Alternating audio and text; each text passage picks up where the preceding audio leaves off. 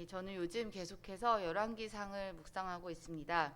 열왕기상은 하나님께서 한 나라를 어떻게 이끌어 가시는지, 하나님께서 어떻게 하나님의 말씀에 순종하는 사람과 불순종하는 나라를 어떻게 다스리는지를 통해서 우리가 이 세상을 살아가면서 어떻게 또 살아가야 되는지 하나님께서 귀한 가르침을 주시는 책입니다.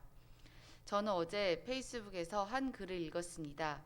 읽다 보니 제가 요즘 묵상하는 말씀과 여러 가지 맥락이 같아서 잠깐 함께 나누고 싶습니다. 사람이 망가지는 일은 의외로 간단하다고 합니다. 본래 10 정도의 10 정도의 그릇인 사람을 20에서 30 정도의 대우를 해주면 된다고 합니다. 원래 10 정도의 능력치 있는 사람을 마치 20에서 30이 있는 것처럼 아주 환대를 하는 것이죠. 대부분은 그 환대받는 사실이 너무나 좋을 것이고 분에 넘치는 대우를 받다 보면 판단력이 흐려져 자신이 원래는 10 정도의 그릇인데 진짜 20, 30인 양 생각을 하게 된다는 것입니다. 그럴 확률이 높다는 것이죠. 다 그런 건 아니고요.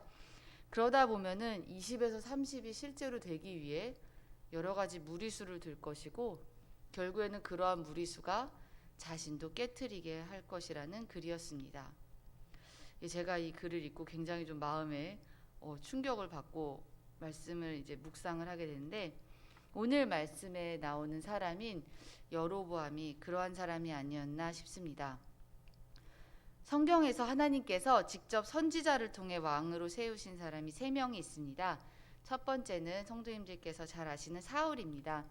사울은 원래 베냐민 족속의 작은 지파의 아들이었는데 하나님께서 왕으로 세우셨습니다.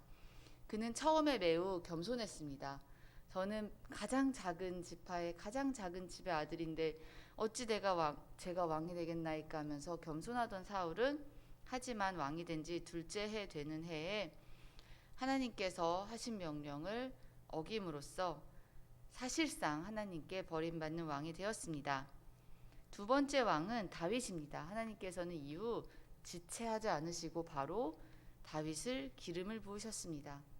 비록 다윗은 기름 부음 받은 이후에 사울에게 쫓겨다니고 또 사울이 죽고 나서 그가 왕이 되었음에도 아버지의 그 지파, 아버지의 동네인 유다에서 7년을 다스리고 전체 이스라엘을 다스리는 건 33년입니다.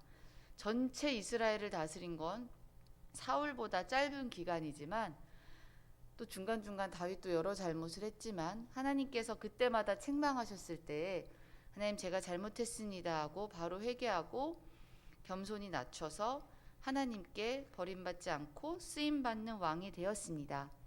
하지만 솔로몬은 그러하지 않았습니다. 솔로몬은 하나님의 말씀에 어겨서 우상을 숭배하다가 결국 솔로몬의 아들 때의 나라가 갈라졌는데요.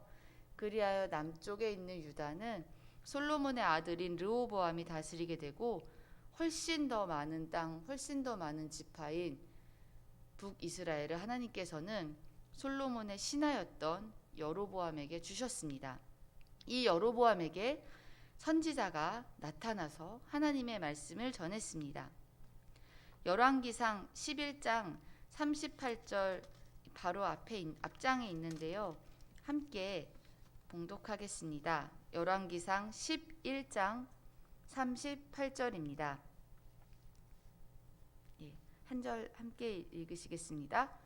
내가 만일 내가 명령한 모든 일에 순종하고 내 길로 행하며 내 눈에 합당한 일을 하며 내 종 다윗이 행함같이 내 율례와 명령을 지키면 내가 너와 함께 있어 내가 다윗을 위하여 세운 것 같이 너를 위하여 견고한 집을 세우고 이스라엘을 내게 주리라. 이 약속은 하나님께서 사울이나 다윗을 세우실 때 했던 말씀과 거의 동일합니다. 하나님의 약속의 말씀은 이런 경우 이렇게 나오는데요. 즉 우리 인간이 하나님의 명령을 다 지키고 하나님께서 하라는 대로 순종하면 하나님께서 우리의 삶을 장구하게 하고 또 우리를 위하여 세우신 하나님의 뜻을 영원히 행하겠다고 하시는 이러한 약속의 구조를 볼 수 있습니다. 즉 약속은 하나님의 언약의 축복의 약속은 먼저 하나님이 시작하신 약속이고 하나님께서 정하신 방법이 있습니다. 또 택하신 사람도 저희가 하나님과 약속을 하고 싶어서 하나님께 이렇게 약속해 주세요가 아닌 하나님께서 먼저 나타나셔서 스스로 택하신 사람에게 하신 약속입니다. 여로보암은 에브라임 사람이었고 그의 어머니는 스루아로 과부라고 말씀하고 있습니다. 성경은 과부인 것이 어떤 그의 가정의 약점은 아닙니다. 단지 성경에서 고아와 과부는 특별한 언급이 없는 한 당시에 가난하고 힘이 없는 계층으로 묘사가 되는 경우가 많습니다. 현재 우리나라는 여성들도 직업 활동을 잘 할 수 있기 때문에 혼자 사는 것이 전혀 문제가 되지 않으나 이때 시대에는 여성이 혼자 살았을 때 가질 수 있는 직업이 사실 거의 없었습니다. 나오미와 룻도 남편을 잃었을 때 친척의 큰 밭에 한 귀퉁이의 이삭을 먹으면서 살아간 것을 보면 당시에 혼자 사는 여인들의 삶이 얼마나 힘들었을까 짐작을 할 수 있습니다. 그렇게 어머니와 함께 자라난 여로보암은 하지만 굉장히 부지런하여 솔로몬이 신하로 삼았습니다. 그렇게 솔로몬에 의해서 신하로 세워졌다가 하나님이 선지자 아히야를 통해 여로보암을 왕으로 세우셨습니다. 다윗에게 하셨던 언약과 거의 같은 언약을 하셨습니다. 즉 하나님의 말씀에 순종하면 여로보암을 위하여 견고한 집을 세우고 이스라엘을 주겠다고 하신 약속입니다. 그렇게 그는 과부의 아들로 힘들게 자랐지만 왕의 신하가 되었다가 왕이 되었습니다. 그러나 어찌된 일인지 그가 왕이 되자 에브라임에 세겜이라는 성을 건축하였습니다. 이 세겜은 여로보암이 살았던 왕궁입니다. 예루살렘에 있는 왕궁에는 르호보암이 살고 있었기 때문에 한 나라의 왕이 왕궁을 건축하는 것은 이해할 수 있습니다. 그런데 문제는 26절에서 27절에 나옵니다. 오늘 함께 읽으신 26절, 27절의 말씀을 보면 성전이 예루살렘에 있기 때문에 사람들이 예배를 드리러 즉 이스라엘 나라 북쪽 나라가 아닌 남쪽 나라로 가다가 점점 그들의 마음이 돌아설 것을 여로보암은 염려하기 시작했습니다. 그리하여 여로보암은 또한 이스라엘이라는 나라의 상징이 예루살렘에 있는 궁전과 성전임을 알았습니다. 즉 왕의 권력과 왕의 힘이 그곳에서부터 나온다고 생각한 여로보암은 이제 자신의 마음대로 궁전을 세우고 성전도 세우게 됩니다. 왕의 권한이 그곳에서 나온다고 생각한 것은 아주 무서운 착각이었습니다. 왕은 하나님께서 세우신 것입니다. 왕은 하나님의 은혜의 선택으로 세워진 존재입니다. 본래 왕이 될 만한 깜은 세상에 없다고 생각합니다.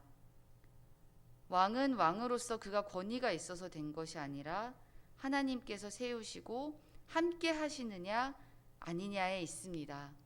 사울은 딱 초반에만 진정한 왕이었고 나머지 거의 대부분의 시간은 하나님께 버림받은 채 날수만 채운 왕이었습니다. 다윗은 중간중간 잘못했으나 하나님이 왕이신 걸 알았고 하나님께서 이 모든 전쟁을 승리하게 해주심을 알았고 주변에 있는 힘든 나라를 물리쳐 주시는 분이 하나님이심을 철저히 알았기에 하나님 앞에서 자신을 낮출 수 있었습니다. 여로보암은 자신이 왕족도 아니고 좋은 가문도 아님을 알고 정통적인 왕가의 궁전과 성전도 자신에게 없자 이것을 만들고 무리하게 무리수를 두어 자신의 왕권을 강하게 하고자 하였습니다. 왕이라는 자리와 왕이라는 맛에 취해 그는 또한 우상까지 만들어서 백성들을 죄에 빠지게 하였습니다. 본래 왕이 될 수 없었던 자가 왕이 되자 자신을 망각하고 무리수를 두려다 자신만 깨진 것이 아니라 나라 전체가 우상을 숭배하는 죄를 짓게 한 것입니다. 또한 오늘 말씀의 12장의 후반부를 보면 자신이 제사장도 마구마구 세웠습니다. 제사장은 하나님께서 레위인으로만 세우라고 직접 명령하셨습니다. 절기도 하나님께서 정하셨습니다. 근데 어찌된 일인지 여로보암은 절기도 자기가 마음대로 만들었습니다. 결국 하나님은 그를 내치셨습니다. 사람들의 마음을 자기에게 돌리려 하고 노력하던 여로보암은 온 나라를 우상 숭배하는 죄에 빠지게 하였습니다. 열왕기상 13장 34절의 말씀 보면 그 집이 즉 여로보암의 이제 가문이 끊어져 멸망하게 되고 여로보암의 아들도 또한 죽게 됩니다. 그는 22년이나 왕으로 있었습니다. 22년은 굉장히 긴 시간입니다. 상당 기간 하나님께서 회개할 시간을 주셨으나 굳어진 마음과 교만한 마음은 끝내 그러지 않았습니다. 저는 이 말씀을 읽으면서요, 하나님 앞에서 그 누구도 어떠한 깜은 없다고 하는 것을 깨달았습니다. 즉 우리가 어떠한 존재가 되는, 어떤 훌륭한 사람이 되는, 우리나라로 치면 어떤 무슨 의원, 대통령이나 아니면 교회에서도 마찬가지로 전도사, 제가 전도사 깜이 돼서 된 게 아니라 하나님께서 저에게 공부를 할 수 있는 시간과 여러 가지를 허락해 주셨고 또 이 귀한 교회가 저를 써주시기 때문에 이 자리에 있다는 것을 다시 한번 깨달았습니다. 또한 우리가 교회 사역을 감당함에 있어서도 어떤 직분을 감당하는 것은, 어떤 리더나 그 자리에 있는 것은 우리의 어떤 능력 때문이 아닌 하나님께서 그 자리에 세워주신 것이라는 것을 다시 한번 깨달았습니다. 섬김의 자세와 순종의 자세가 있을 때 우리는 그 역할감으로 하나님께 쓰임 받을 수 있습니다. 하나님께서는 사실 그 누구도 들어 쓰실 수 있습니다. 이것은 은혜이자 오히려 겸손한 마음을 불러일으켜야 합니다. 우리를 이 자리에 세워주신 분도 하나님이시지만 만약 우리가 그에 합당한 역할을 못한다면 하나님은 신하도 왕으로 세우신 하나님은 그 어떤 사람도 들어 쓰실 수 있습니다. 그러기에 우리는 매 순간 하나님 앞에서 겸손한 마음으로 섬기는 마음으로 섬겨야 할 것입니다. 저는 우리 교회가 너무나도 좋습니다. 왜냐하면 우리 학생들이 참 잘 자라나고 있는 모습을 보면 정말 잘 배웠구나라는 생각이 듭니다. 지금까지도 너무너무 우리 학생들이 잘 자라오고 우리 교회가 사역을 너무나도 잘하고 있습니다. 앞으로도 계속해서, 오늘도 계속해서 우리 학생들과 우리 다음 세대들과 우리 교회가 하나님 앞에 쓰임받는 교회가 되려면 하나님께서 우리 교회를 세워주신 그 사실과 하나님께서 지금도 우리와 우리 교회와 우리 함께 모인 사람들을 사용하여 주신다는 사실을 잊지 말아야 할 것입니다. 본래 구원받을 수 없는 저희를 구원하여 주신 것이 하나님의 은혜입니다.